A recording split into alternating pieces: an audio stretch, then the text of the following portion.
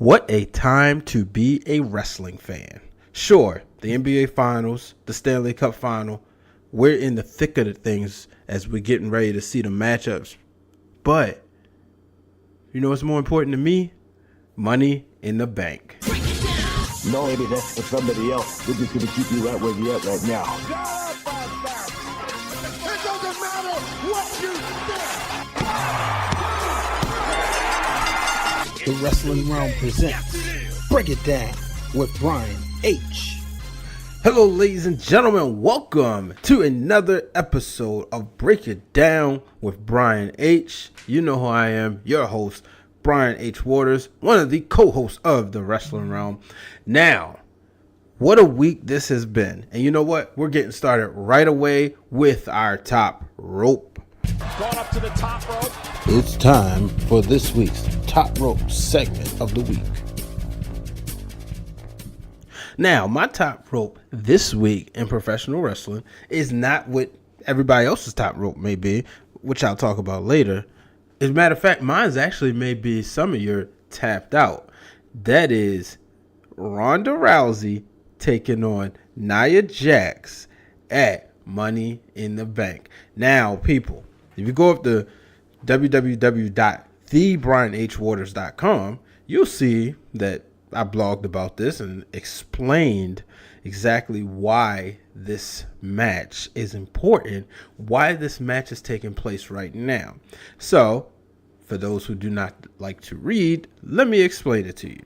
There's a thing called sweeps in the television business. For those who do not know, I have my Bachelor's of Arts degree in Broadcast and Integrated Media with the concentration of television production. I've said it before. Yes, I've worked 2 years at the worldwide leader in sports, also known as ESPN.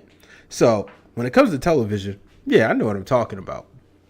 So with that being said, there's a thing called sweeps. And when you have sweeps, this is when the networks try to put their best foot forward. They're competing heavy. If you know anybody in the news business, if you know anyone who's a broadcaster, a news reporter, they will tell you that their stations are looking for some of the best stories. Shout out to all my friends out there who are giving you the news on your TV sets all over the country. So during sweeps month, it's a very high pressure, it's very competitive. So why is Ronda Rousey taking on Nia Jax? What does this have to do with sweeps months? May is one of the bigger sweeps months. You have May, July is kind of a soft sweep, February, and November. But May is one of the big ones. So at the NBC Upfronts, for those who do not know, USA Network owns NBC. At the NBC Upfronts, that's when the match was made. The Upfronts is where networks give you their upcoming shows. What's going to happen? What shows will we present to you in this next season? So WWE brilliantly made the match. Now some could say it was USA's call. Now you may say, oh, it's too soon for this match to happen. Guess what? What this does is it doesn't matter about the match. We're looking into the next few weeks. We're going to get Ronda Rousey on television every week. Ronda Rousey will be on Raw to build a match, or Ronda Rousey may not be there physically, but there's going to be promos like WrestleMania. Either way, we don't know that. Fans will be tuning in. So, and then I tell you what, the casual fans, the people who do not watch every week, but the people who love MMA, who love Ronda Rousey, because let's not act like she wasn't a main event draw in the UFC, they will be tuning in to Monday Night Raw. That is why, ladies and gentlemen, that match was made. What I loved about this too was her Four Horsewomen sister, Four Horsewomen of MMA, the current NXT Women's Champion, Shayna Baszler, decided, hey, I'm going to tweet. Keeps it going, right? She tweeted that good luck to Ronda and said that they would be taking over. Now, let's just think about this. Could you imagine Ronda Rousey and Shayna Baszler both champions? One thing we know, the IWC would be set on fire.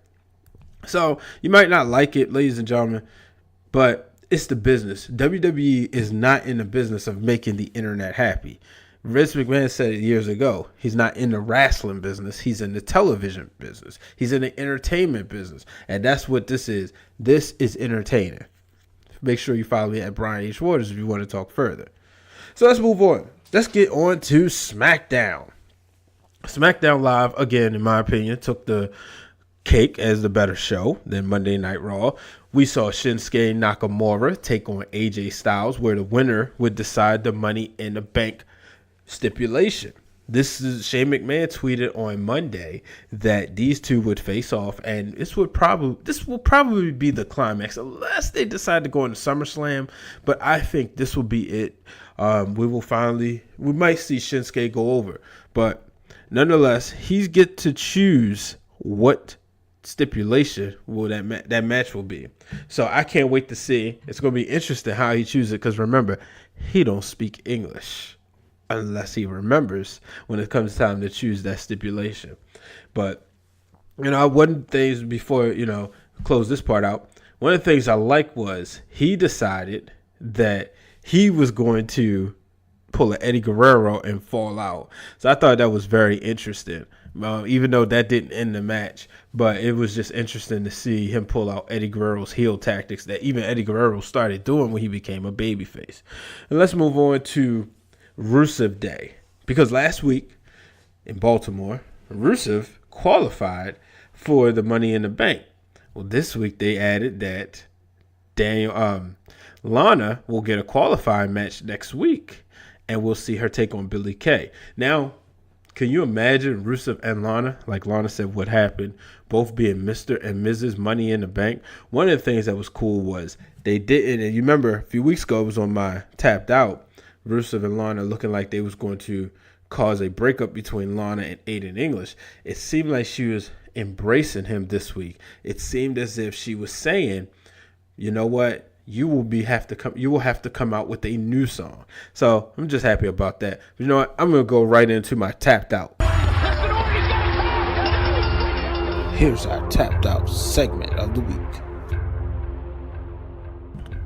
So this week, my Tapped Out involves my favorite wrestler in the world, Daniel Bryan, but obviously he's not being tapped out. Instead, it's Big Cass. Why? So first of all, I'm not impressed by his promos at all. Shout out to my boy Jamel Lewis, because he said, kind of reminds him of Kevin Nash. All right, you can have that. I'm not impressed. When I see him talk, he rushes through his promos. And I listened to some promos from one of the greatest of all time, the Hot Rod, Roddy Piper, the late great Roddy Piper, might I add. And I remember he was saying that a lot of the young guys, and mind you, he was saying this in 2011, but a lot of these young guys rushed through their promos. And that's what Cass was doing. And I was very annoyed, because it seems as if he looks like a big guy that's trying to be a bully, but really can't fight. And in the end, it was him tapping out to Daniel Bryan, when Daniel Bryan beat him up and really took out his legs. And that right there should say, you know what, I'm going to leave this guy alone, because I can't deal with him. So I was really, really just annoyed by him. But we'll see. I'm going to try to give him a chance. I'm not going to put him on Baron Corbin status, a guy who I've been very vocal about not liking. But, Big Cass, next week he'll take on Samoa Joe. I look for Samoa Joe to win that one. I just cannot see Cass beating Joe at all. And Joe could be a heavily favorite also to win this year's Money in the Bank. But ladies and gentlemen, I have a special word for you. So please listen, pull out your pen and pads, because this is very important. Or as most people, pull out your cell phones. If you're driving, pull over, because this is something that's very important. What's up, you guys? This is Brianna Dahlquist, the founder and CEO of Not For Sale ATL. Our mission is to end human trafficking in the Atlanta area. You can join our movement by purchasing a t-shirt at notforsaleatl.com, where 20% of all proceeds will go to Crossroad Ministries. Don't forget to follow us on Instagram, Facebook and Twitter at Not For Sale ATL. Now back to Break It Down with Brian H., brought to you by the Wrestling Realm. And we're back, ladies and gentlemen. As you see, my friend Brianna is very passionate about ending human trafficking. It's something we should all take seriously, something that could affect each and every one of us. I, for one, I have a daughter and a son, and I would not want them to become a victim of it. So it's something that really, really needs to end. So I definitely urge you to follow her and her company at Not For Sale ATL. I know there's some Atlanta listeners out there. If you can, please join in and help her out and support. I know I will. You can also, if you can't find her Instagram or Facebook or Twitter, make sure you reach out to me and I will help you connect with her. So moving on Monday Night Raw, Kevin Owens, Kurt Angle. So let me tell you, I'm a huge fan of Kevin Owens. Been one ever since Ring of Honor. Probably, I guess that was his second run after his suspension. That's when I became a fan. I'm not going to sit up here and say I was been a Kevin Steen fan since he was first coming up in the Indies. No, I was a Kevin Owens fan. I was a Kevin Steen fan during his run with against Jim Cornette, and now seeing him buck against authority again, I love it. We saw this last summer with his issues with Vince McMahon, which led to his issues with Shane McMahon. Now we also saw a glimpse of it with him and Stephanie, where he would kind of say, "Look, man, I deserve this, I deserve that." We're seeing it with Kurt Angle. We got a taste of it on Monday Night Raw. Owens fell short to Seth Rollins. Felt like he deserved a rematch. Felt like he deserved an opportunity. Definitely felt like he deserved an opportunity at Money in the Bank. Kurt Angle said, "You missed out on the opportunity." He said, "No, I deserve another one." Jinder Mahal would get hurt by Roman Reigns, which we'll talk about Roman later. But Jinder would get injured and wouldn't be able to compete. Kurt Angle said he had a suitable replacement. So I don't know if you were thinking, but I was thinking, hey, it's probably Jason Jordan. He's got a good person who can compete, yada, yada, yada. But guess what? He realized he had been overruled by Stephanie McMahon. And I know something's going to have to happen because I know he gets tired of being overruled. But then again, he has a paycheck. But this led to Kevin Owens being in a triple threat match with Bobby Lashley and Elias. Thanks to Sami Zayn, Kevin Owens would get the victory. Now, I'm interested to see what's going to happen with Sami Zayn and Bobby Lashley, because that seems it was Clearly, it was Sami Zayn taking out Bobby Lashley so that Owens could win the match. So I want to see where do they go with that. Let's move on to Roman Reigns. So Roman had a quote, and when I read the quote, and as a matter of fact, I'll pull it up because if you're following on at the Wrestling Realm, you will see it, but maybe you didn't get a chance to. So Roman had a quote, and he interviewed with one of the United Kingdom publications. And part of the quote, he says, "As long as fans are showing up and as long as they're making noise, I've done my job.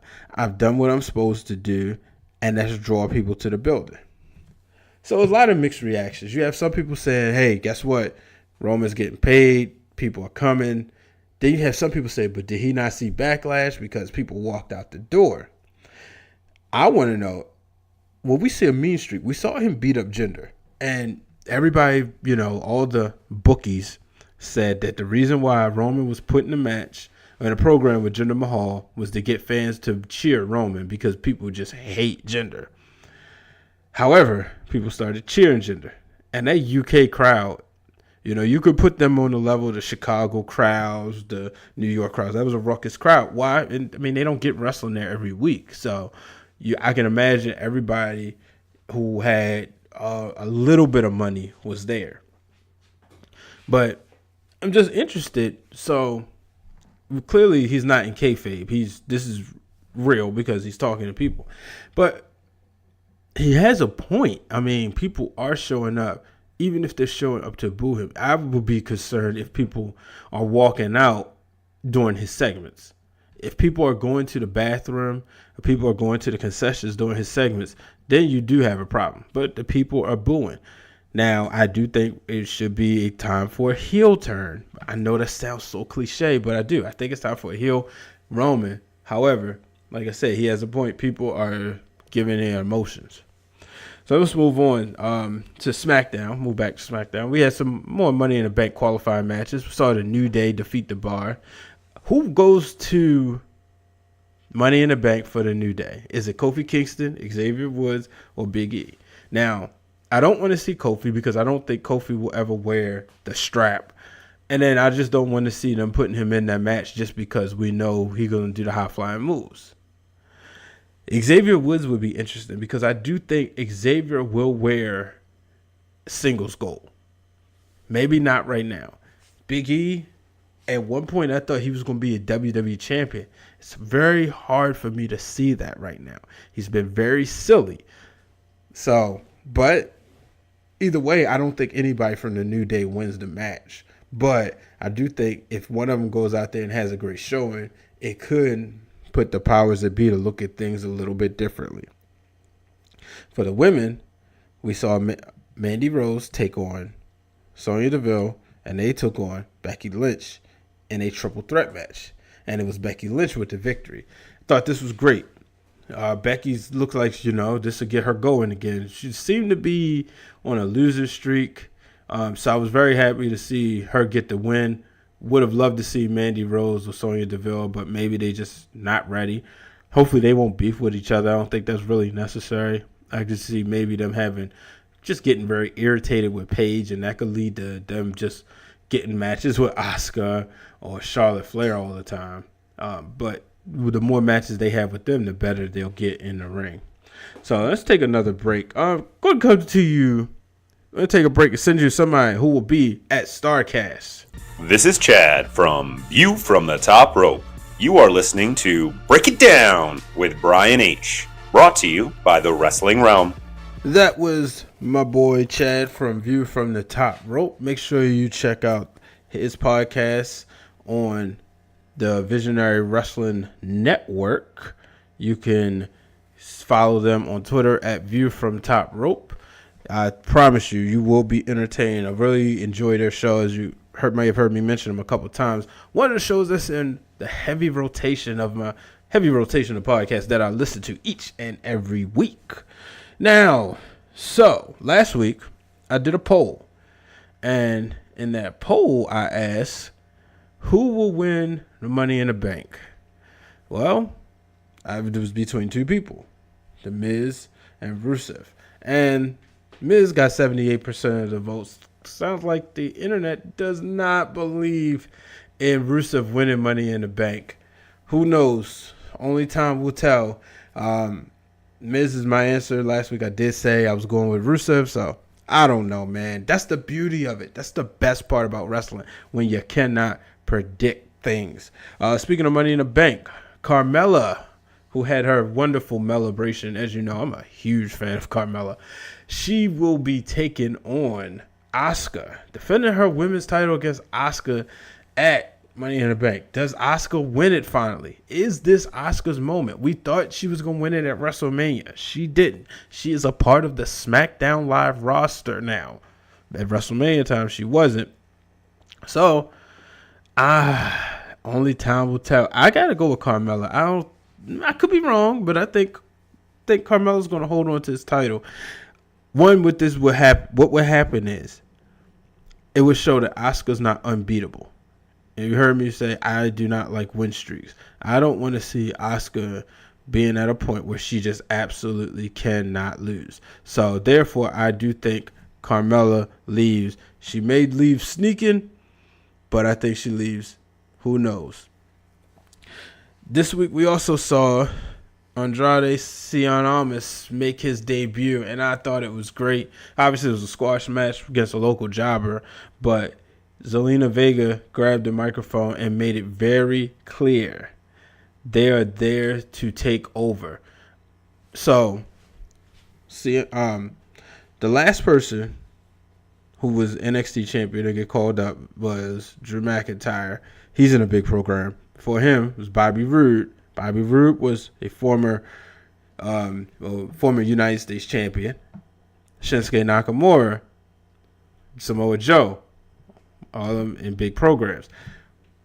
Do we get the same from Cien Almas? I don't know. I thought that maybe he was going to stay in NXT a little while. I didn't think he would get called up immediately. Immediately after dropping the belt. So I'm interested to see what happens with him. For me, it's just hard to see him in the WWE Championship picture right now. It's kind of hard for me to see him in the United States Championship picture right away. Will he have a match with Jeff Hardy as soon as SummerSlam? I don't think so. But you never know. But let's move to the other mid-card title. Seth Rollins, man. Seth Rollins is putting on some of the best matches this week. Like you mentioned earlier, he took on Kevin Owens. We knew we was going to get a good match between them two. Regardless of what you feel about Kevin Owens, he may do a lot of talking, and you see, but he puts on 5-star matches. And I'm not talking about DM 5-star matches. I'm talking about what I see as a 5-star match. A match that I enjoy, that I can get invested into. A match where I'm not sure who's going to win. That's the difference. He said Stone Cold Steve Austin told him, never stop running your mouth. The difference between Austin and Owens is I feel like I'm always getting better matches from Kevin Owens. Stone Cold, I was getting great stories. None of his matches was a few of them with The Rock, they were good, but it's not like all his matches were something epic to write home about. And I understand it was a different day and age. Kevin Owens, you might make the argument when he was he was the Universal Champion, it wasn't that way. But definitely his mid-cards, with the exception of his matches with Chris Jericho at WrestleMania and AJ Styles at one of those pay-per-views that we won't talk about, it seems like all his matches have been really good especially when there's a title on the line. But Seth Rollins, same thing. Rollins goes out there each and every week, and he's on top of his game. I've seen some of his best work, and while I'm not the biggest fan of face Seth Rollins, I'm still seeing a great in work. He's kind of reminded me of how Bret the Hitman Hart was during his IC title reign. Went out there and put on some of the best wrestling matches on the card. So, we're going to take a break, because after this, we're going to shift from the WWE after this message. Yo, this is 2 Chainz of the Big Gold Belt Wrestling Podcast, and you are now listening to Break It Down with Brian H. Waters, brought to you by the Wrestling Realm. And I'm back. Make sure you check out the Big Gold Wrestling Podcast on Twitter at BGB Group. Make sure you join their Facebook fan page. Make sure you like their Facebook fan page and join their Facebook group. They've been busy this week. They was recently at Make It Town's Classic, all women's wrestling special, where we saw the likes of Faye Jackson, Sue Young, Jordan Grace, and many others. They just had an interview with the one and only Miss Aria Blake, which I promise you will love that one. It's a great interview, and they got a surprise on it. Got a 2-for-1 deal, but I'm not going to give it away. All right. Now let's talk All In. So, if you've been living under a rock, then you do not know what All In is. All In is an independent show, all independent, not backed by Ring of Honor, Global Impact, WWE, New Japan. It's an independent wrestling show that will take place in Chicago with over 10,000 fans. Almost a year ago, Dave Meltzer, the esteemed wrestling journalist, said that he answered a question on Twitter. The question, could Ring of Honor fill 10,000 seats? He said not anytime soon, because, he's such an authority figure when it comes to professional wrestling. Dave Meltzer has booked over 10 5-star matches per show. He's booked cards bigger than WrestleMania and Wrestle Kingdom all in one. As you can see, I'm being sarcastic if you're a new listener. But Meltzer said no time soon. Cody Rhodes said he'd accept the challenge. And he and the Young Bucks put their heads together They got Kenny Omega involved. And now, September 1st, 10,000 seats have been sold out. And they will have the All-In show. And Cody will challenge the NWA World Champion, Nick Aldis, for the title. He has an opportunity to make history. He has the opportunity to become the first NWA World's Champion, whose dad was an NWA World's Champion. I would argue that he would be the perfect champion. He would hold that belt with so much prestige. I mean, could you see Cody Rhodes showing up to New Japan Pro Wrestling, showing up in Ring of Honor with that title? I mean, who else better would be? You know, you can make the argument that the NWA's title has lost its prestige. You put that belt on Cody Rhodes, boom. That's who people want to see. So he's going to do, they're going to have the show September 1st. It's already sold out. They even have they're making it to a weekend. It's going to be sort of like WrestleCon. They have StarCast. You have quite a few podcasts that's going to be there. Unfortunately, right now, I have previous obligations. So sorry, fans, I won't be able to be there. That's what happens when you also run your production company as well. But, shout out to, like I mentioned, View from the Top Rope. They'll be there. I was listening, added Super Kicking It with Kelsey to my podcast, cycle. And she will be there, her and her partner of Two-Face Wrestling Pod. So, shout out to everybody who's going to be there. I'm really happy for everybody who will have that opportunity to be there. Obviously, there's no room for me to be jealous. And I'll be doggone. Ladies and gentlemen, if I could give you a quick sports update. The Cleveland Cavaliers, the reigning and defending Eastern Conference champions for 3 years in a row, are in huge trouble as they have fallen to the Boston Celtics in Game 2 of the Eastern Conference Finals. Hopefully next week when I get to you guys, the series will be in a different way. Yeah, I'm always rooting for Cleveland just because I'm a LeBron James fan. But back to wrestling, which matters the most. So Cody wins. He has an opportunity to make history. He's also made it very clear to the guy who many could say killed the legacy of the American Dream, Dusty Rhodes, as far as WCW is concerned. He made it very clear to Vince Russo, do not show up at All In. And Vince Russo is banned. Now, guess what? They could be working us. So I would not be surprised. I would not be surprised at all if Vince Russo was there. And guess what? On Table for Three, I just saw this as I got the WWE Network running. They have Elias, Jeff Jarrett, and the Road Dogg in a Table for Three. I will have to watch that. But what does All In mean for the business? I read this article on PWP Nation by Brian St. Dennis, which you can find them at Tell It Be. And Brian, it's a great name, right? He asked, what does this mean? So many people say, oh, this is the return of competition for Vince McMahon. WWE should be worried because now they're All In and they proved that the Young Bucks and Cody Rhodes proved that they can sell out arenas at 10,000 people. That means they're going to have more shows. No, it's impressive, but I mean, it's a one-off, folks. Don't get your hopes up. Would I love to see this? Absolutely. I'm a professional wrestling fan. Make no mistake about it. Yes, I'm a WWE fan. It's my favorite company in the world, obviously. But I'm still a pro wrestling fan. And I want to see as much wrestling. That's the beautiful thing about the Fight app I have on my Roku. I was this past weekend catching up watching Championship Wrestling from Hollywood, The Row.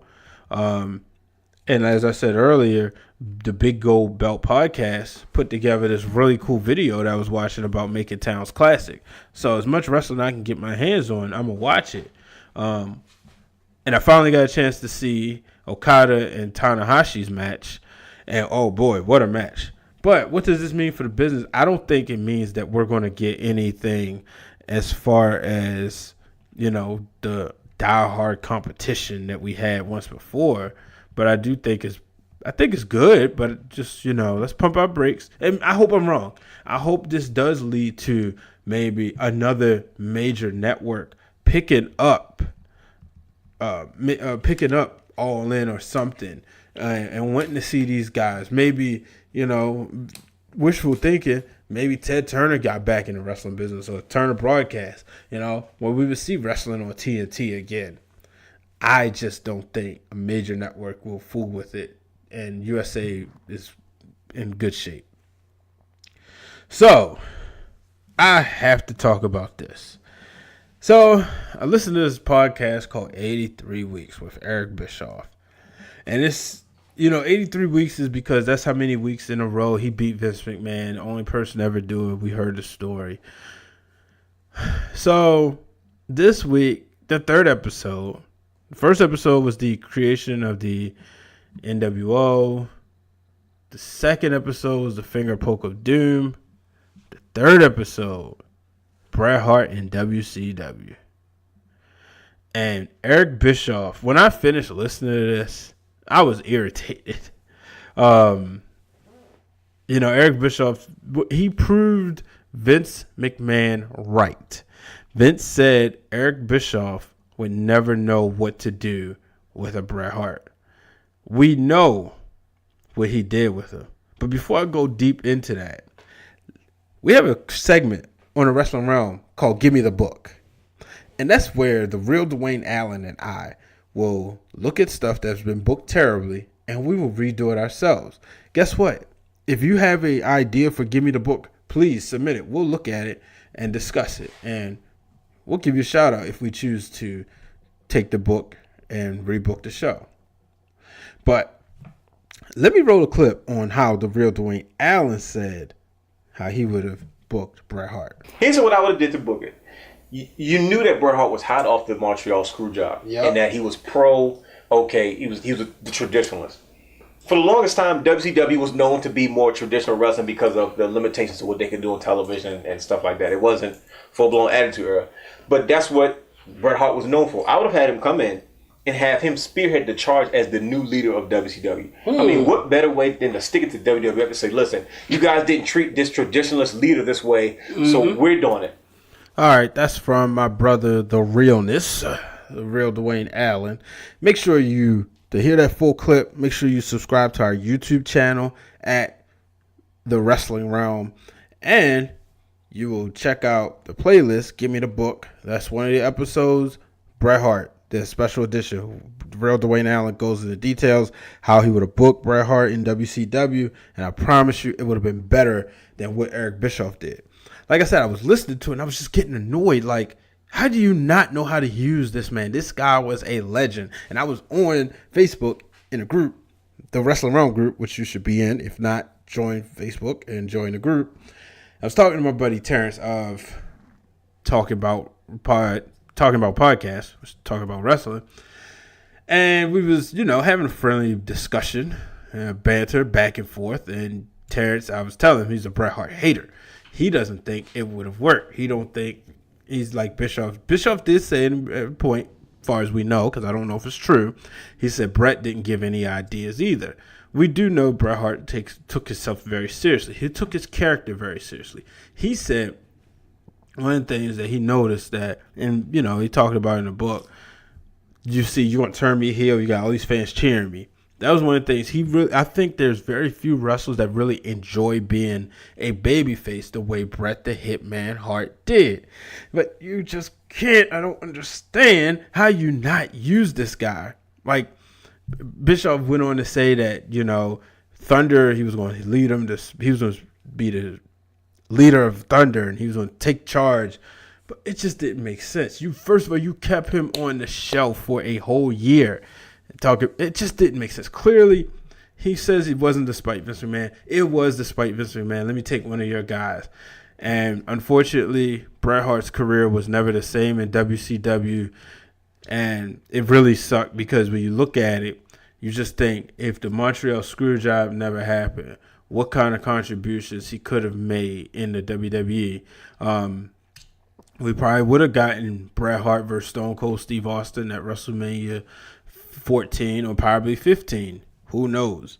We know we probably would not have gotten Mr. McMahon, or maybe they would have got him sooner. Maybe Bruce Pritchard and them would have been able to convince him eventually, because they said that they always told him, if you ever decide to be a heel, you would be the best in the business. And it looks like they were right. So, yeah, that's my, as we used to call it back in the day, an angry rant. Matter of fact, yeah, that was my angry rant. Boy, I tell you. But let's move on to some news. This week, John Cena, he poured his heart out to Nikki Bella on the Today Show. Cena said he was selfish. He said that he realized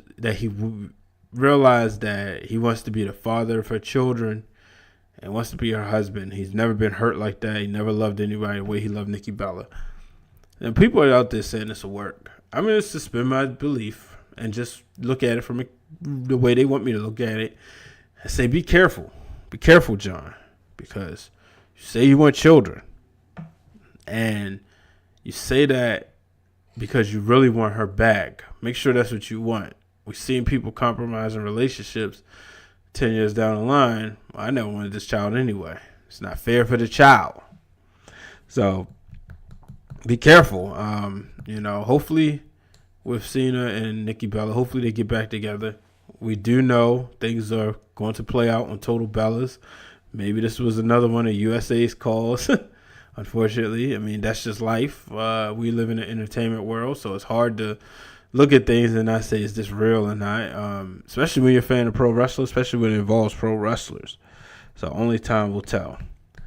It's time for Wrestling for the Culture. It's time for Wrestling for the Culture, where we take a look inside to see what the wrestlers of color have been doing this week. What's going on with the wrestlers of color this week? Well, one, I want to give a shout out to the Black Wrestling Alliance. If you're not on Instagram, I urge you to get on.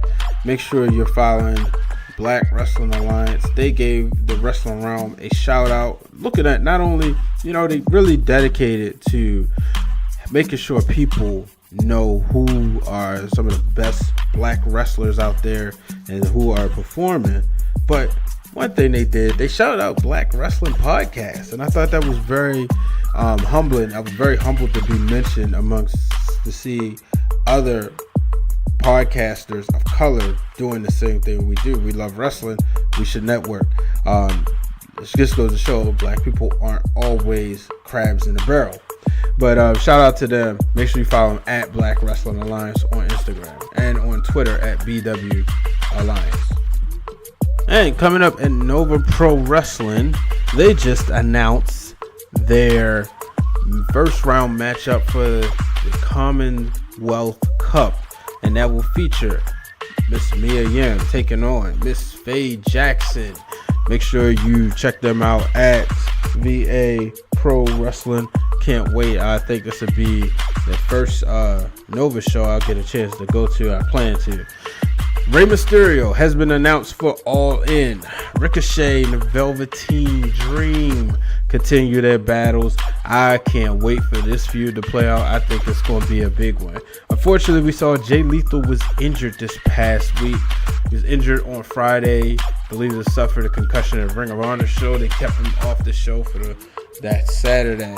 Brandy Rhodes, her surgery was a success. She showed a image of her shoulder, so she has the bionic shoulder. I thought that was really cool. You never know. Her father-in-law, the American Dream, the late great Dusty Rhodes, had the bionic elbow.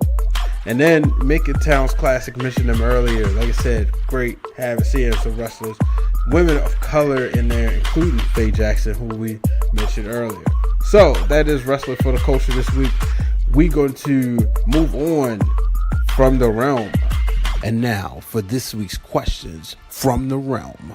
All right, we got quite a few questions this week, so let's not waste any more time.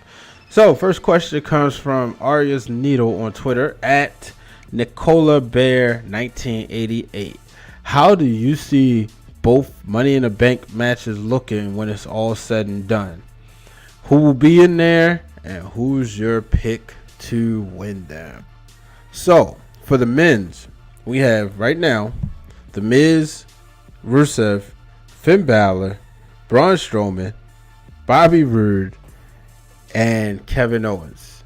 And we also have one member of the New Day, who I am going to pick Big E. Pick Big E to go in. And then the last spot, kind of tough. But you know what? I think maybe it just has to go to Almas. Why not, right? Just why not get him on the pay-per-view? But in the end, I think The Miz takes that one. It's written all over for him. He's the perfect person. Now, I'll be the first one to admit I haven't called a Money in the Bank properly in probably about 4 years. But I'm going with The Miz to win the men's. Now, for the women, right now we have Charlotte Flair, Ember Moon, Alexa Bliss. So they have 5 more spots. So, filling up those 5 spots, I want to go with, I see Mandy Rose and Sonya Deville having to battle it out. I'm going to go with Sonya Deville, Sasha Banks, Bayley, because I just feel they got to get in, right? And Naomi, and then next week's winner between Billie Kay and Lana will be Billie Kay. In the end, this is going to be tough, but you know what? I think it would be a perfect time. I picked Becky Lynch to win the women's battle royal. I almost called it the Andre the Giant women's battle royal, but I called Becky Lynch to win. Clearly, I was wrong. I think she could win this one. But my secondary pick, my gut says pick Sasha Banks, but I'm gonna go with Becky Lynch. So, want to thank Aria's Needle at Nicola Bear for that question. New listener to the show. Another new listener, Jaleesa you can find at amazing_J2698. Her question: why won't they put voices back in the WWE 2K games? I wonder. The only thing I can think of, maybe it's just time consuming, but I would love for that to happen. I do know that a lot of wrestlers don't do the mocap, and the mocap is the people that wear the clothes and dress up for the show to make sure you can do the moves properly. So because they don't do the mocap, that's probably the reason why their voices aren't in there. They just probably don't have time to lend their voice because of their busy schedule. So now, questions from View from Top Rope, which told you about their podcast earlier, at View from Top Rope. This show is View from the Top Rope, but Twitter characters, right? So, question is, you get to start a detective agency with 2 professional wrestlers. Whom would you choose, and what would your agency be called? Now, I thought about this, and I tried to think about it. It's very difficult, but if I have a detective agency, I need somebody who's smart, but also conniving, right? And I need to make sure somebody who's not afraid to get down and dirty. So, this might sound crazy, but I would put Daniel Bryan and The Miz.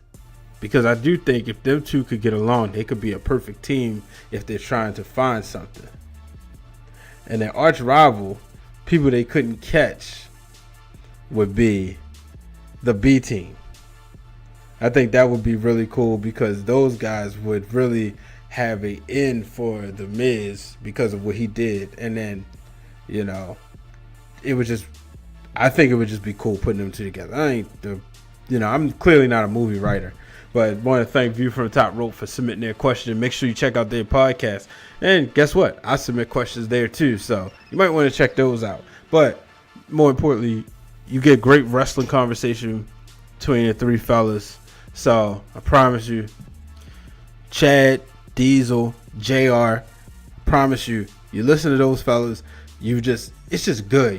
Most of the time when I'm working and I'm trying to put together tweets for work or trying to strategize social media, I got View from the Top Rope. Or during the weekend, I got it on with my kids in the car. I don't have to worry about it. My son really enjoys the show. So make sure you check them out. So next question comes from Miss Lauren Ford, which you can find her at former Volley Girl 5. She asks, why do wrestlers wet their hair before performing?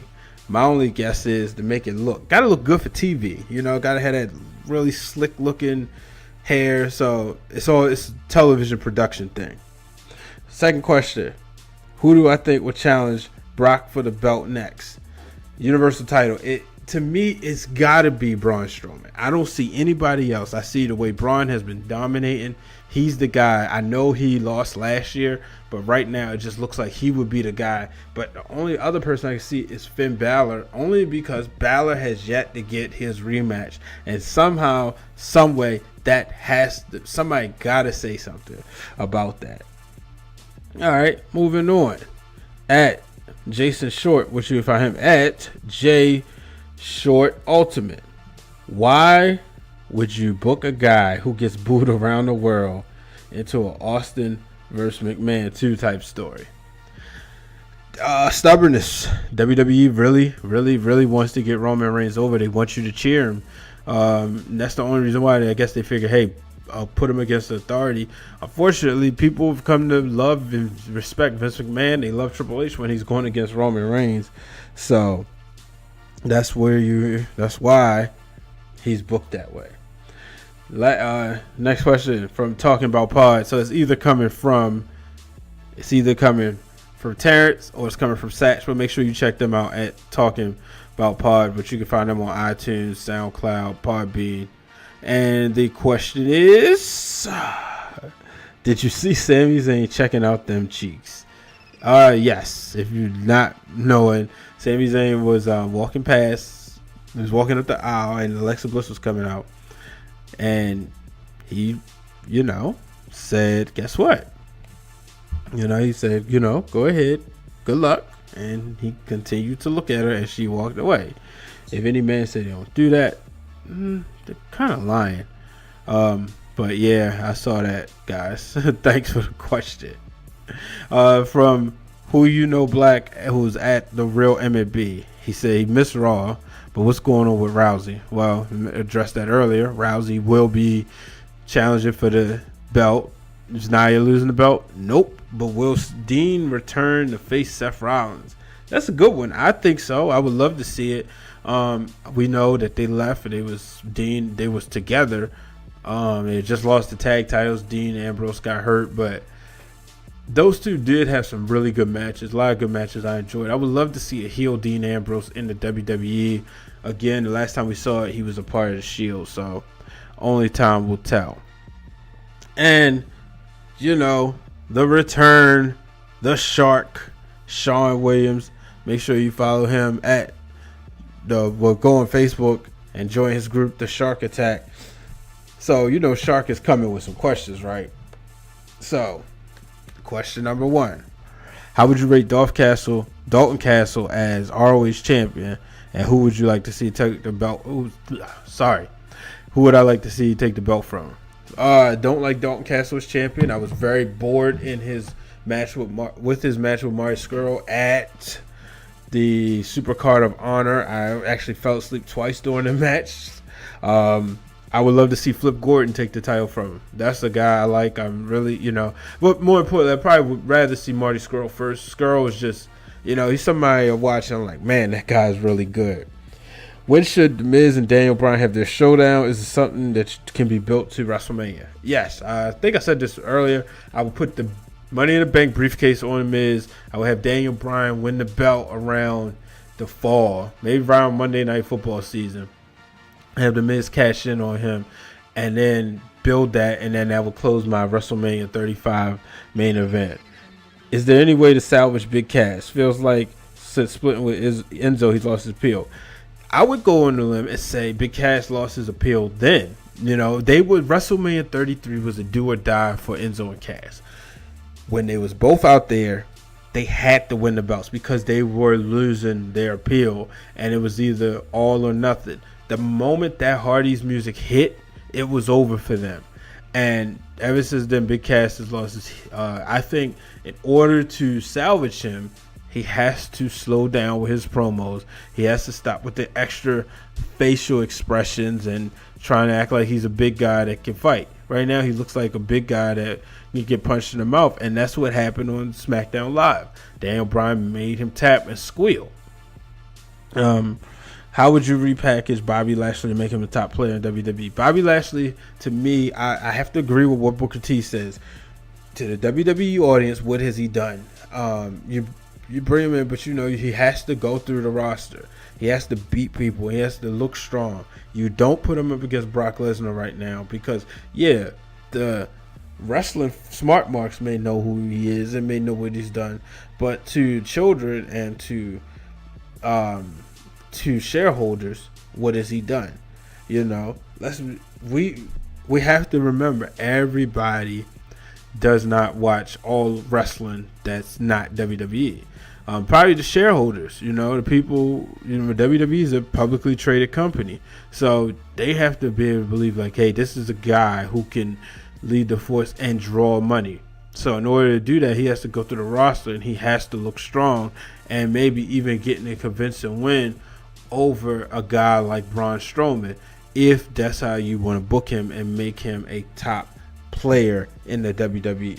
Ladies and gentlemen, I know it's been a longer show than usual. I thank you for joining me. What a show, what a night, what a week has been in wrestling. Not just WWE on the show, as you see. I gave you some Ring of Honor. I gave you some All In, because we're gonna definitely be talking about that as the matches are announced. Make sure you are subscribed to each and every channel in which the Wrestling Realm is a part of: Stitcher, Podbean, Facebook, Twitter, Instagram, iTunes, and most importantly, YouTube. Make sure you subscribe. Make sure you tweet me. Let me know your thoughts. I know you disagree because I know I said a lot of stuff that people not going to agree with. So guess what? 10 episodes in, folks. I'm having fun. I hope you having fun too. Until the next time, so long, everybody.